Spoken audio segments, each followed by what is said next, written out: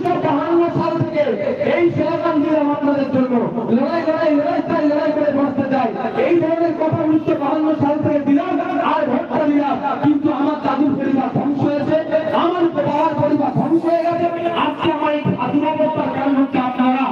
আমি আমার পরে প্রজন্ম হচ্ছে, অর্থাৎ আমার ছেলেরা এই যে দুর্বলতার সম্মুখীন হোক, এটা আমরা হতে দেবো না। আমরা অনেক হয়েছে লড়াই লড়াই লড়াই চাই, লড়াই করে বাঁচতে চাই। হাত আর আমাদের সামনে যাবে না, এবার হাত আমাদের পিছনে থাকবে। মোহাম্মদ সেলিম, সুজন চক্রবর্তী, কুণাল ঘোষ, দিলীপ ঘোষ, মমতা ব্যানার্জি, শুভেন্দু অধিকারী, অধীর রঞ্জন চৌধুরী, অভিষেক বাবুদেরকে বলে দিতে হবে, এবার যদি ইচ্ছে যায় লড়াই করতে, তোমরা স্লোগান দাও আর তোমরা একটু লড়াই করো, আমরা গ্যালারিতে বসে পেছনে হাত ধরে গেছি।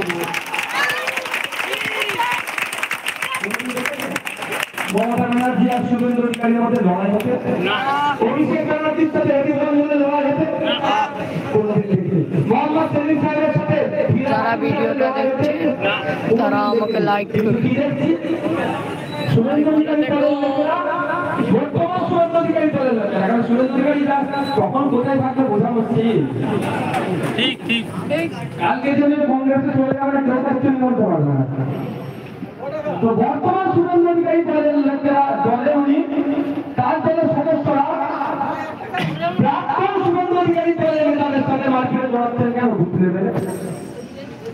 শুভেন্দু অধিকারী অভিষেক ব্যানার্জি তো লড়ছে না, যত চলবেই ভোটের স্তর। আমি অনুরোধ করবো আপনাদেরকে, যাকে যা ভালো লাগবে ভোট দেবেন, যা ঠান্ডা যাকে ভালো লাগবে দাদা জিন্দাবাদ, অমুক দিদি জিন্দাবাদ, আমার কোনো অভিযোগ নেই। কিন্তু একটাই আপনাদের উদ্দেশ্যে বার্তা, আমার ভালো লাগলে একজনকে ভোট দেবেন, না ভালো লাগলে সমালোচনা করবেন, কোনো অসুবিধা নাই। শুধু আপনাদের কাছে ভালোবাসা দাঁড়িয়ে থাক। যে দাদা দিদির জন্য জিন্দাবাদ নারা লাগাচ্ছে, সেই দাদা দিদি আপনার কোনো উপকার করলো 1952 সাল থেকে আজকে ভোট দিয়ে দিয়ে আজকে 18তম ভোটের বেশি টিকতে যাচ্ছে, সেটা একটু ভাববে।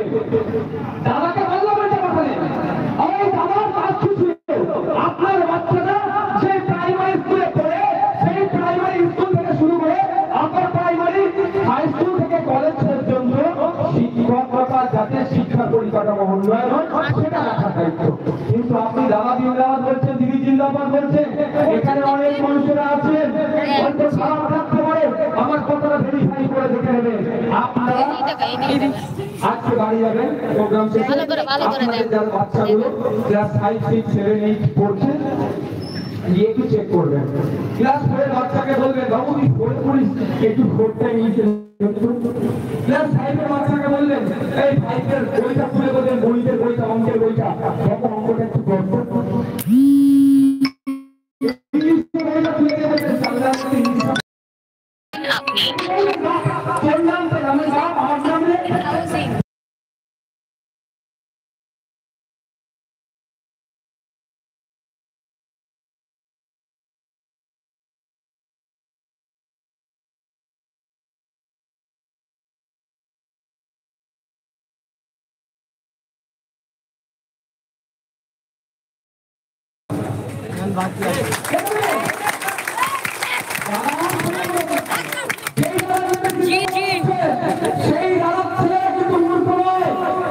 কারণ তার দাদু হয়ে জিন্দাবাদ আপনার দাদু লাগিয়েছে, তার বাবা হয়ে জিন্দাবাদ আপনার বাবা লাগিয়েছে, এখন তার হয়ে জিন্দাবাদ আপনি লাগাচ্ছেন।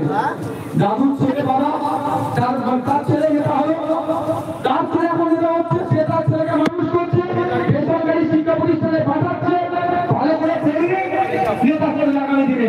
আর আপনার আমাকে দাদুকে লাঠিয়াল বানিয়ে রেখেছিল, শিক্ষা কেড়ে নিয়েছিল, বাবাদের আমলে শিক্ষা কেড়েছে, এখন আপনাদের আমাদের আমলে শিক্ষা কেড়েছে।